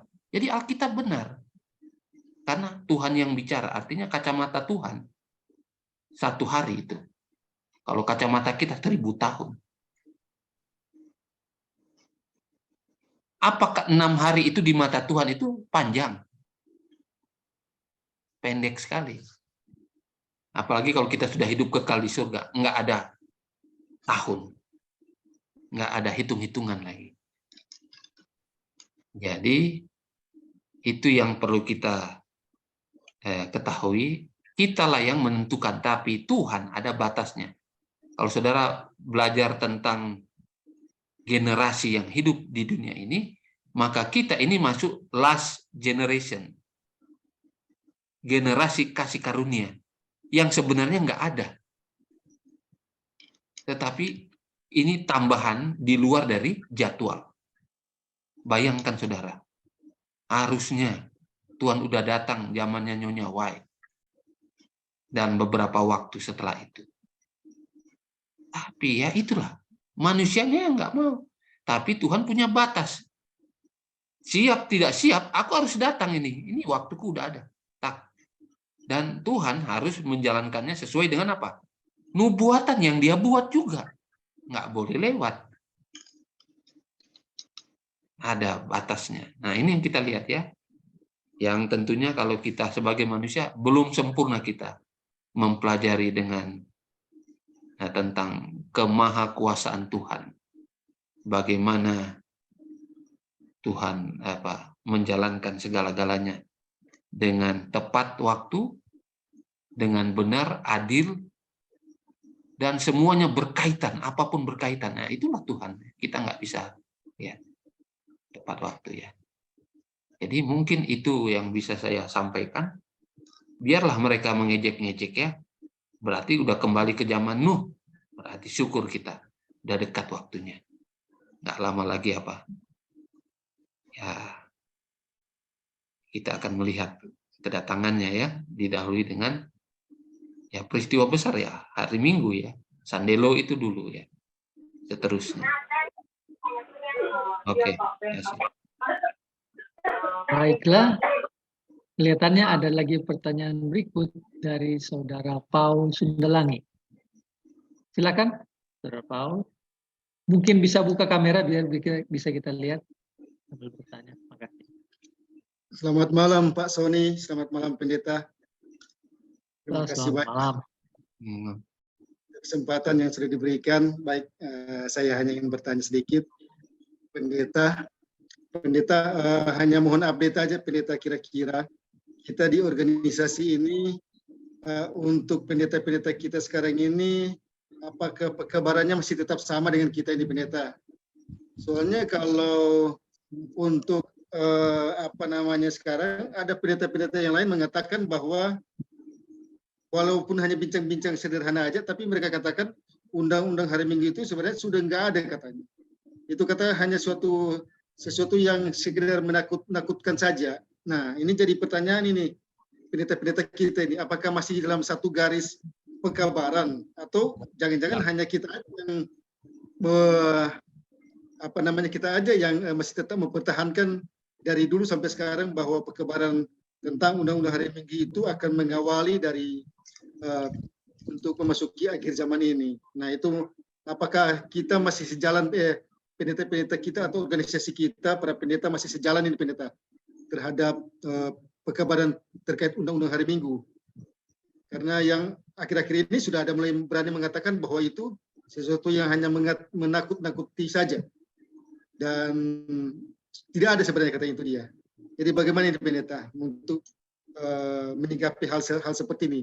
Takutnya kasihan saudara-saudara kita yang lain akan terbabit dengan pekebaran seperti ini pendeta. Sangat bahaya nanti pendeta. Mungkin kalau saudara Sony itu tidak perlu buka kamera ya, mungkin pendeta bisa mengenal suaranya. Ya, lanjut. Terima kasih. Iya, makasih Pak Kawasa ya. Jadi sebenarnya kita tidak perlu terpengaruh dengan orang-orang di sekitar kita. Kalau kita baca demikian firman Tuhan, ikutin. Kalau bukan firman Tuhan, ya tidak.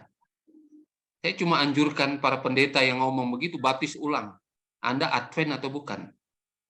Kalau bukan Advent, tidak masalah. Silakan saja. Tapi kalau Anda Advent, ada tulisan roh nubuat yang ilham dari Tuhan, lalu tidak dipercayai, yang tulisannya sangat jelas.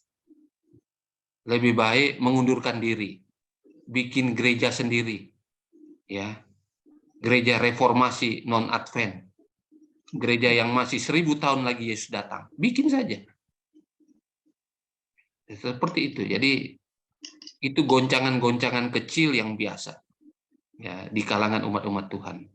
Justru dengan adanya hal-hal seperti itu memberikan kepastian lagi bagi kita.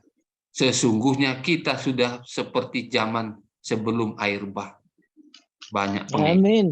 Ya, itu memastikan. Siapa pengejeknya? Yang di dalam, bukan di luar lagi. Di dalam. Siapa mereka? Ya, itu petinggi-petinggi itu. Ya, para hamba Tuhan ya. Saya kalau bicara sama teman-teman saya ini, saya langsung to the point aja. Anda baptis ulang deh. Karena salah satu poinnya adalah roh nubuat. Harus diakui. Kalau tidak, ya bukan Advent lagi kan. Karena itu yang pokoknya untuk persiapan bagi umat-umat Tuhan, masa kita nggak apa di sana. Ya itu sekedar saja ya. Tapi terima kasih Pak Kawasa ya, mengingatkan kita lagi bahwa sesungguhnya kita berada di garis itu. Apalagi Pendeta Ted Wilson tadi udah bilang, kita udah di 10 jari-jari. Tinggal tunggu apa? Stone, batu itu jatuh. Apalagi itu dari pimpinan kita. Lalu kita yang adalah hamba-hamba Tuhan di ladang, lalu masih menjauh lagi. Masih berada di mana? Di paha atau di perut? Lalu udah di jari-jari kaki. Ya, sayang kan? Oke. Itu saja saya punya tanggapannya. Mereka perlu bertobat. Ya. Saya lihat ada Pak Manulang sini yang sudah buka kamera, sudah Kristen. Silakan Pak Manulang. Baik, terima kasih. Pertanyaan saya, maafin ya, kita sekarang ini kan sedang giat-giatnya mengadakan penginjilan sesuai dengan talenta masing-masing. Khususnya kepada orang-orang di luar gereja kita.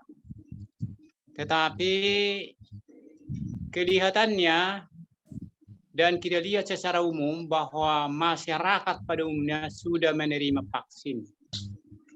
Dan ada juga orang mengatakan di antara kita ini, ya kita tidak tahu orangnya, kalau sudah divaksin itu sudah menerima tanda binatang. Kalau memang sudah menerima tanda binatang berarti tidak ada harapan lagi. Mengapain kita menginjil kepada mereka? Nah, jadi maksud saya supaya ada penjelasan, apakah kalau sudah menerima vaksin, terutama pendeta kita yang divaksin, kalau ada yang mau dibaptis, kita tidak tolak dia membaptis, kira-kira bagaimana itu? Jadi maksud saya, apakah kita masih giat menginjil kepada orang yang divaksin, atau bagaimana? Tolonglah supaya jangan simpang siur pendapat ini. Vaksin bukan tanda binatang. Siapa yang tanda binatang vaksin? Udah marah. Baik, silakan Pastor. Ya, sekali lagi kita ini adalah umat-umat Tuhan dengan latar belakang berbeda, iman yang berbeda. Jadi kita tidak bisa pukul rata. Kalau saya anggap 1 sampai 100. Ya. Kalau saya punya tingkatan misalnya 50. Saya ngomong dengan tingkatan yang 50 cocok. Tapi kalau saya 50, saya ngomong dengan tingkatan yang masih 20, kita berdosa. Memaksakan untuk mengikuti kita 50. Karena dia belum sampai di sana. Yang perlu adalah kita ingatkan dan kita kasih pelajaran supaya dia naik tingkat. Setelah itu dia akan mengerti. Sampai dia mempelajari, lalu dia mengerti, maka dia sudah kena dengan tanggung jawab dia untuk menjalankan kebenaran itu. Kalau satu kebenaran belum dia pernah terima, dia tidak berdosa. Tetapi kalau dia sudah pernah terima dan dia tidak lakukan, dia berdosa untuk itu. Tetapi kita tidak boleh pukul rata sama. Nah, ini masalahnya adalah iman kita. Ya. Seringkali saya ini anggap saja sarjana S1. Lalu saya mau mengajarkan anak SMP, junior high school. Saya mengajarkan untuk tingkatan saya, sarjana. Kamu harusnya begini dong. Masa kamu tidak begini? Padahal dia belum sampai ke sana. Maka kita berdosa melakukannya. Kecuali kita arahkan supaya dia naik tingkat pelajaran yang baru. Kebenaran yang baru itu. Jadi masalah suntikan ini tidak semua sama. Ya, tidak semua sama. Kalau kita di level yang sama, maka kita bisa pukul rata. Ya, mengajar. Tapi kalau belum sampai di sana, maka kita perlu ajar orang itu. Ya. Mungkin kita sekarang kita punya level iman kita 50 atau 60. Tapi ada yang udah 70 di atas kita. Artinya kalau 70 itu memaksakan kita supaya jadi 70, kita 50, supaya jadi 70, yang 70 berdosa. Karena kita belum tahu.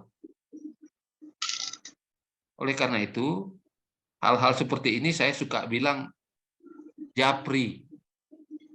Ngomong secara pribadi. Karena saya mau mencari tahu tingkatan imannya di mana. Sudah sejauh mana dia punya pengetahuan kebenaran tentang hal-hal seperti ini. Saya perlu cari tahu. Nanti dia sudah terangkan, baru saya tahu, oh tingkatannya baru segini. Saya arahkan begitu. Hal-hal seperti itu. Tapi kalau saya lihat sudah sama dengan saya, di situ kita diskusi. Jadi kita perlu melihat tingkatan iman orang. Nggak boleh kita pukul rata, itu jadi batu sandungan. Itu yang dibilang batu sandungan. Orang nggak tahu apa-apa, tiba-tiba kita persalahkan. Padahal dia nggak tahu yang dia buat itu salah. Karena kita sebagai yang tinggi imannya, kita lihat dia salah. Padahal dia belum tahu itu salah. Karena tingkatan imannya masih kecil. Nah, jadi jangan jauh-jauh. Contohnya dalam masalah vegetarian saja, kan? Itu tingkatan iman orang tuh beda-beda. Saudara berpikir ada orang yang makan ikan sebulan sekali, lalu dibandingkan dengan vegetarian yang murni tidak pernah makan ikan daging sama sekali, iman yang kuat itu yang apa namanya, yang tumbuh-tumbuhan sama sekali, belum tentu juga, karena lihat konteks. Kalau di satu tempat tidak ada kebutuhan untuk otak, lalu otak kita lemah, kita harus makan omega 3. Kecuali ada kebutuhannya, ada apa? Sumber dari tumbuh-tumbuhan di tempat itu, ya. Kalau nggak ada apa? Ya lemah otak kita, nggak mampu berpikir. Omega 3 harus dibutuhkan, ada di ikan. Kan begitu kan? Itu contoh. Nah, jadi tingkatan iman itu berbeda-beda. Saudara-saudara perlu tahu juga, ya. Supaya jangan sampai salah kaprah atau salah pengertian di dalam mempraktekkan kebenaran itu. Beda-beda, ya. Masalah country living beda-beda, banyak imannya. Beda-beda iman, ya. Sama dalam mengetahui tentang undang-undang hari Minggu, tentang penginjilan. Mana yang prioritas penginjilan pribadi ini? Di dalam atau keluar? Jadi prinsipnya masing-masing ada. Sesuai dengan pengetahuan kebenaran, itulah dia punya jalankan. Dia jalankan imannya sesuai dengan kebenaran itu. Makanya jadi kayak berbeda-beda, ya. Nah itu mungkin udah panjang lebar, tapi ya seperti itu. Jangan kita menghakimi sesuai dengan apa yang kita miliki. Nggak boleh. Boleh kita menghakimi dalam tanda kutip sesuai dengan orang yang punya iman itu, yang dia jalankan. Dia punya 50, baru dia jalankan, baru 30. Di situ kita kasih nasihat. Oh, jangan merokok dong, kan merokok itu secara umum udah ketahui. Ini merusak kesehatan paru-paru, bisa kanker, dan meninggal. Nah, itu umum udah tahu. Ya. Jadi, kita lihat sesuai dengan iman orang itu, ya, di dalam memberikan nasihat atau teguran atau amaran. Jangan sesuai dengan iman kita, bahaya. Kecuali orang yang kita tegur sama, kita lihat imannya, oh sama. Pasti berterima. Kalau tidak, dia akan nolak. Mengapa nolak? Bukan karena kita salah, bukan. Karena dia belum nyampe sana. Sehingga yang dia lihat salah itu. Karena belum belajar. Bagaimana? Anak bayi saudara kasih pisau, dia ambil nggak? Dia ambil, dia anggap mainan. Padahal nusuk dia, berdarah-darah dia. Jadi seperti itu. Dicocokkan lah, kalau dia kasih bubur, ya bubur lah. Kalau kita kasih makan dia nasi, makanan keras sama bayi, ya keselak dia, mati dia. Salah kita. Sesuai dengan yang dia miliki, bukan yang kita miliki, kecuali sama. Mungkin boleh itu ya. Kasih. Oke, terima kasih Pastor. Apakah masih ada lagi yang mau bertanya? Ada di chatting kayaknya. Chatting. Di chatting. Apa yang di chatting?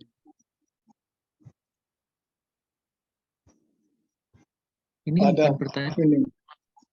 Tadi dengar suara saya? Silakan. Dengar. Tadi saya buka video, ada 3 video saya buka tadi yang dikirim oleh teman. Agenda PBB judulnya. Sudah dibicarakan di PBB, sudah diagendakan, dan saya lihat videonya, Paus ada berada di sana. Tahun 2030, agenda PBB. Agama di dunia ini menjadi satu agama, dan pemerintahan menjadi satu pemerintahan. Dan yang merekam itu adalah wanita yang non-Advent. Lalu dia kirim kepada teman kita, dan teman saya kirim tadi, saya buka. Dan kemudian video yang kedua, di Cina, khususnya kota Shanghai, sudah lebih dulu, tahun lalu, sudah tidak berlaku lagi uang cash. Semua pembelian melalui digital, telapak tangan. Itu saya lihat tadi. Menurut Pastor Ruli, bagaimana ini? Apakah bisa jadi orang luar yang mengetahui ini lebih dahulu daripada kita, orang yang Advent? Agenda PBB itu 2030 dunia sudah menjadi satu agama. Dan tentunya kalau satu agama berarti antara seluruh. Pertanyaan saya. Oke, terima kasih. Kalau kita pelajari, tentu yang namanya umat Tuhan kan bukan cuma dalam kandang. Di luar kandang juga nanti ada. Cuma mereka belum bergabung saja kan. Itu kan orang-orang Majus mereka. Benar nggak? Orang-orang Majus yang pemerhati nubuatan, pemerhati tanda-tanda sebelum kedatangan Yesus. Mereka itu. Ya. Jadi memang mereka ada. Roh nubuat menyatakan itu jelas. Jadi kalau sampai umat-umat Tuhan sendiri tidak bersuara, akhirnya Tuhan akan pakai apa? Batu-batu berbicara. Siapa tuh batu-batu yang berbicara? Orang yang di luar kebenaran. Tetapi mereka lah calon-calon bergabung nantinya waktu Laut Cry. Sekarang mungkin belum. Pada waktu Laut Cry mereka bergabung menggantikan yang keluar dari SDA ini yang lebih banyak. Nah, itu dia kan. Jadi makanya saya juga beritahukan kepada kita semua, ya buka kita punya telinga, buka mata kita dengan peristiwa-peristiwa yang ada di luar, yang diberitakan oleh domba-domba yang masih di luar kandang. Orang-orang Majus. Bagaimana kita bisa tahu mereka? Roh Kudus pasti tuntun. Roh Kudus akan katakan itu dia. Itu umatku itu yang ngomong. Ini utusanku. Ya. Saya kalau pribadi juga seperti itu. Kalau saya belajar, Roh Kudus katakan, dengar video ini, ada yang muncul. Nah, saya lihat, oh, ada apa di situ? Oh, nah, baru dikasih tahu. Itulah dia, arti yang tadi dipelajari. Itu kan. Jadi yang orang luar saya lihat, oh, ini domba di luar kandang. Akhirnya saya kontak orang itu juga. Ngomong-ngomong, saya mesti bertanggung jawab dengan orang itu karena sudah ada di jangkauan saya. Walaupun dia belum terima, tapi saya harus paparkan. Hari Sabat, saya harus paparkan yang namanya tanda binatang, apalagi orang Kristen. Langsung kasih tahu. Akhirnya terima. cuma belum baptis. Ya nanti waktunya baptis ya. Termasuk ada seorang ibu yang terkenal itu kan, kita suka. Nah itu dia. Kita juga udah bilang tolong bawa buku-buku The Great Controversy ke ibu ini. Dan akhirnya dia udah terima. Dia dapat vision, dapat ilham dari Tuhan, dan sesuai dengan yang kita pelajari, Alkitab dan Roh Nubuat. Dan dia juga udah belajar Roh Nubuat. Dan dia mendapat terang semakin hari semakin terang. Nanti waktunya pasti dia bergabung. Oke.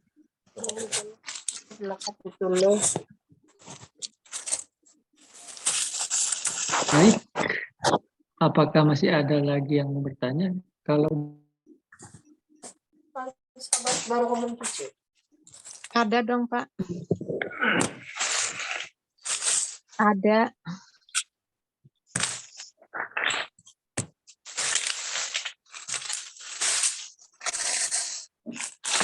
Halo. Ya silakan. Kok berisik? Wih, 20 ringgit pula ini ayam. Halo, Happy Sabar dari sana. Iya, sabar.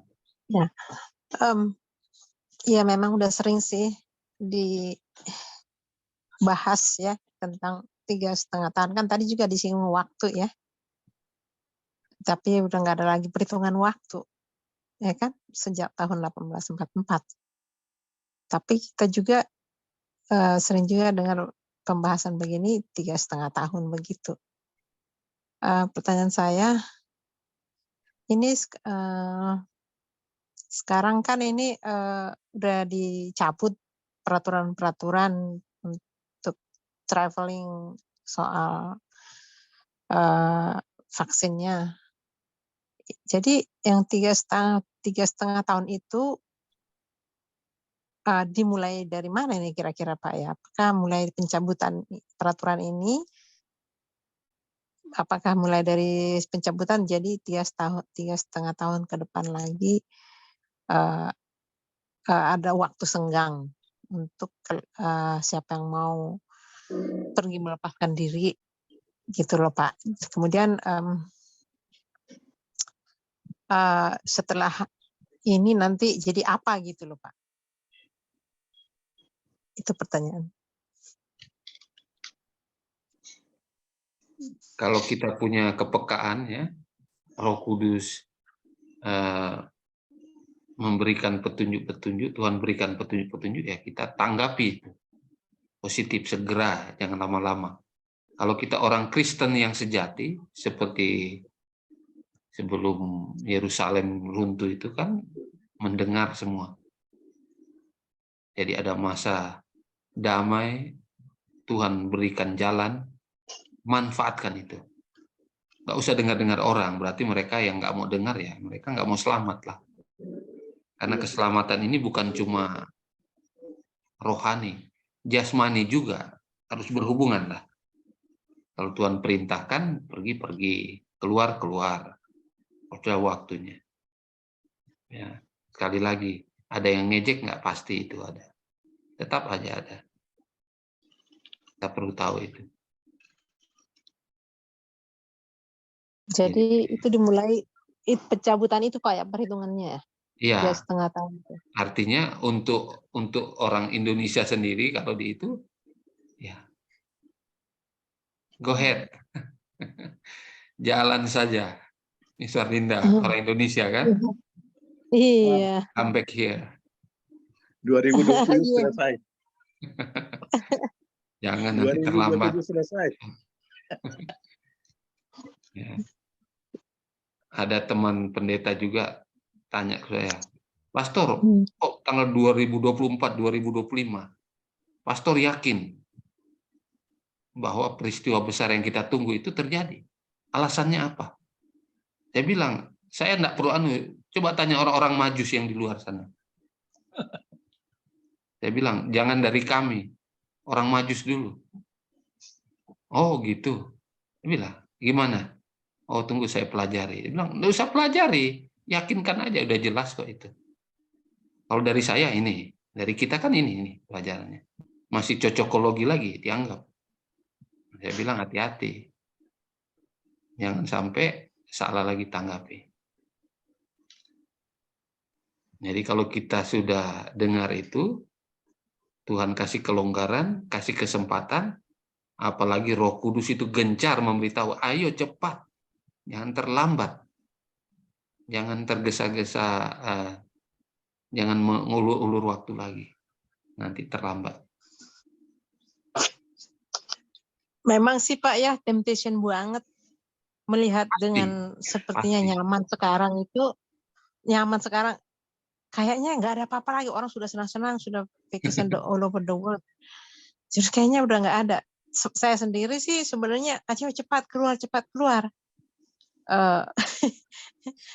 Jadi sekarang jadi istuhar, mana yang saya harus pilih, ke Indo apa di sini? Di sini ada juga sih tempat sudah dicari, tapi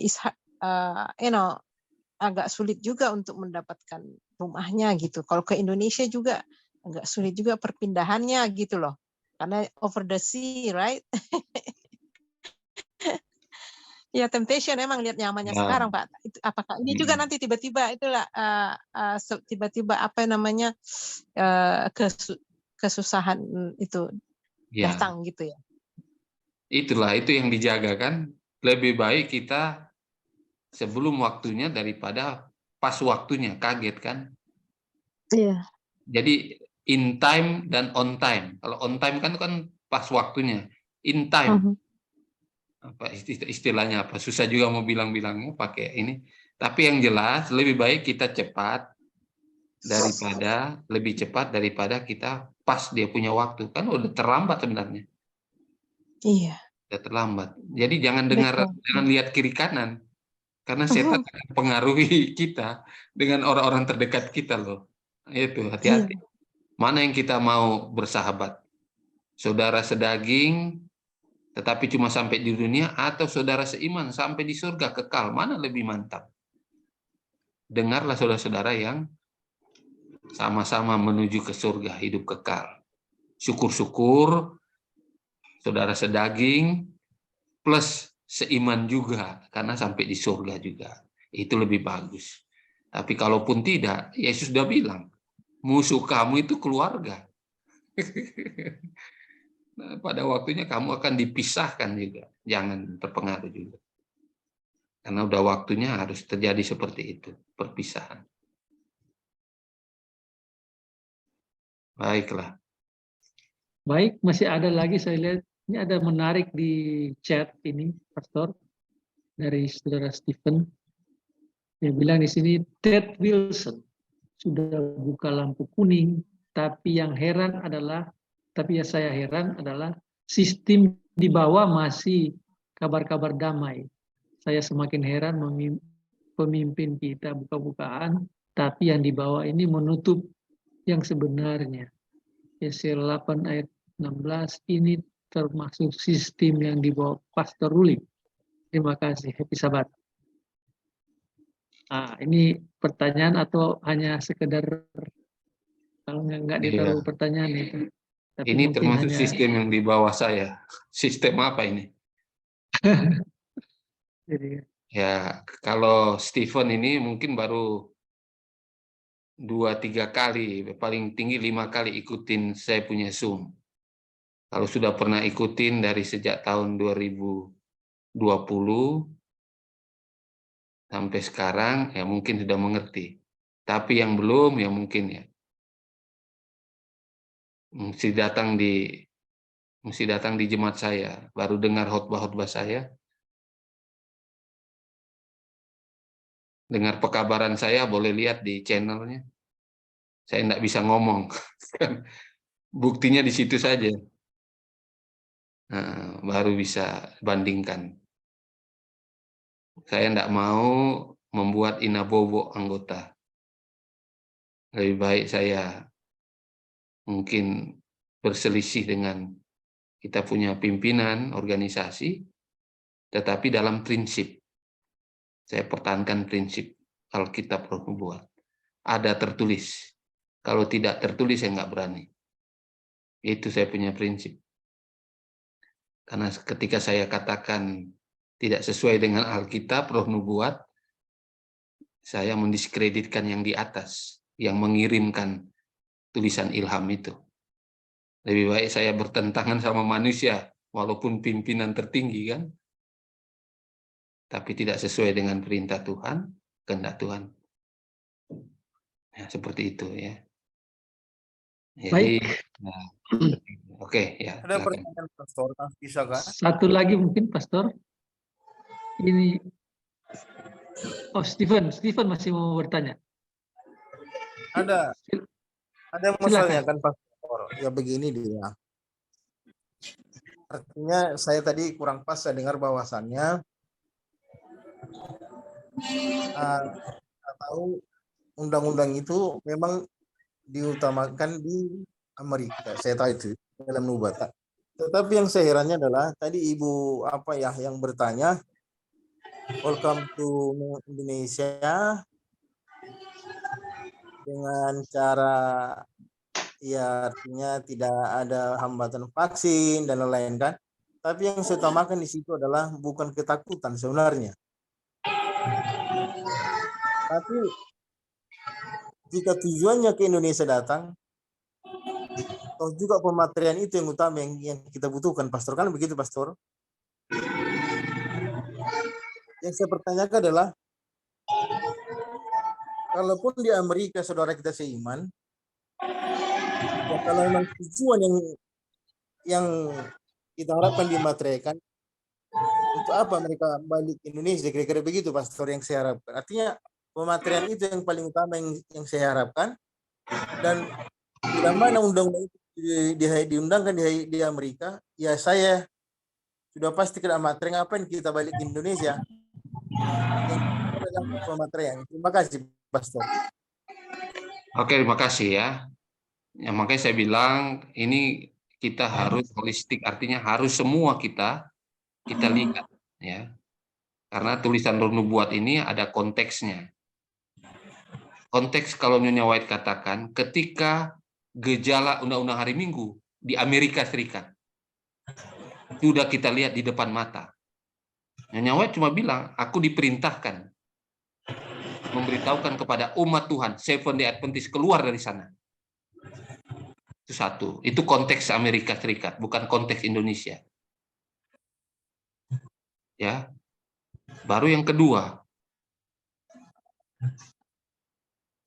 ketika kita berada di kota-kota besar, kita tidak bilang negara-negara besar dulu ya, kota-kota besar, maka Tuhan mengatakan alasan satu-satunya kita berada di kota besar adalah menginjil. Ya, itu juga dengan kapasitas iman kita yang kuat. Kalau tidak menginjil dan kita jujur dalam diri kita, maka kita akan memasuki cobaan yang begitu besar, banyak sekali. Buktinya kalau saudara menginjil, paling kurang 1 tahun saudara bisa menangkan 1 jiwa pribadi.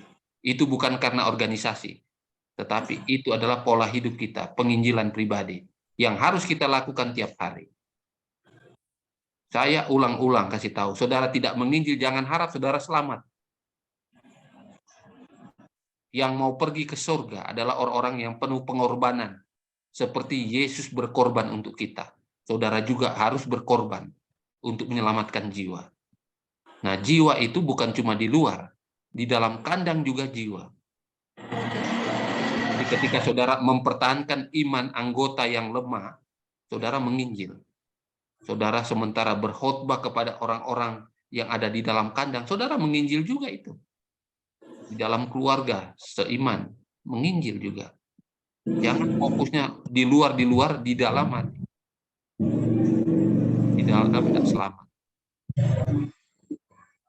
Jadi, kita melihat konteksnya. Pemeteraian di mana saja, tapi kita lihat holistik. Ya. Ketika perintah Tuhan satu dijalankan, yang lain tidak dijalankan, salah juga. Ya. Semua harus dijalankan. namanya perintah Tuhan, kebenaran Tuhan dijalankan. Yang kita sudah tahu, kecuali kita belum tahu. Kalau sudah tahu, tidak dijalankan, berarti berdosa dong sana ya. Berdosa. Nah, itu masalahnya yang kurang diaplikasikan ke jemaat-jemaat, umat-umat Tuhan. Yang sebenarnya sudah harus saat-saat sekarang ini.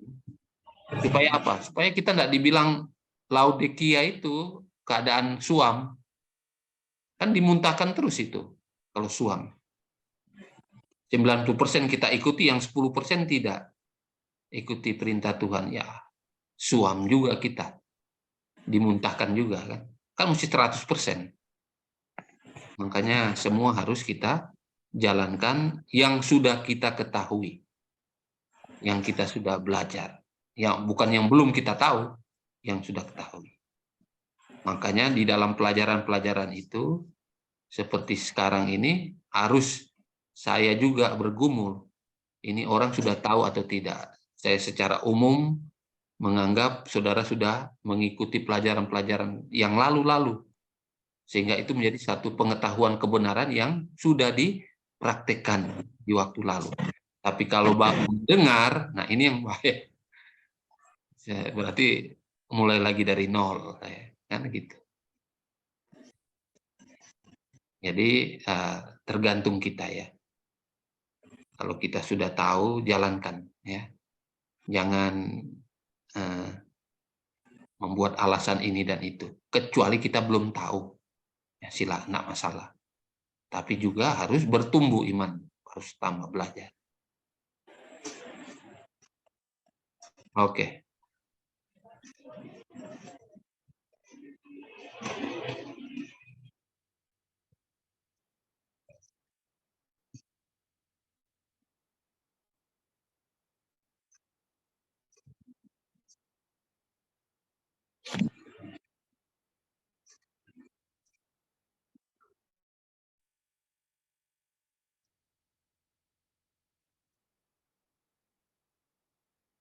Oh, maaf. Saya kelihatannya sudah mendekati jam 9 di Jakarta dan jam 10 di Balikpapan. Tapi masih ada satu pertanyaan yang menarik di sini, yaitu di chat, siapakah orang Majus itu di masa sekarang, Pendeta? Silakan, Pendeta. Jadi aplikasinya ada dua situ ya. Orang-orang saudara-saudara sepupu kita, dan aplikasi ketiga yang belum di dalam kebenaran. Yang adalah domba-domba di luar kandang itu sendiri. Jadi kepercayaan atau agama apapun itu masuk di sana. Itu masuk dalam kelompok orang Majus. Saya ada khotbahnya itu kan khusus ya.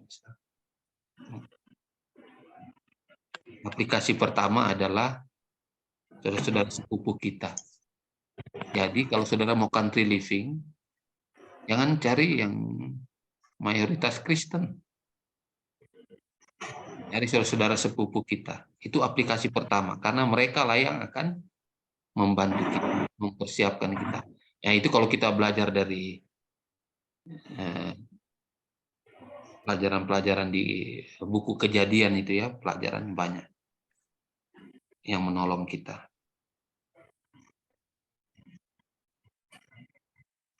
Baik, kelihatannya waktu juga, Pastor. Bagaimana kita sudah bisa tutup kah ini? Iya, tutup. Mungkin Pastor bisa kasih closing statement dan juga sekalian doa tutup. Oke. Jadi saudara sekalian, karena kita tahu waktunya sudah singkat, kita memang penghujung sejarah dunia ini. Ya.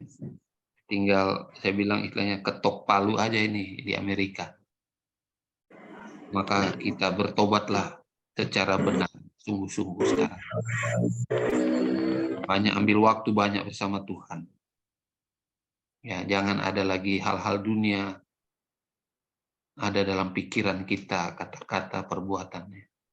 Banyak bergumul untuk itu.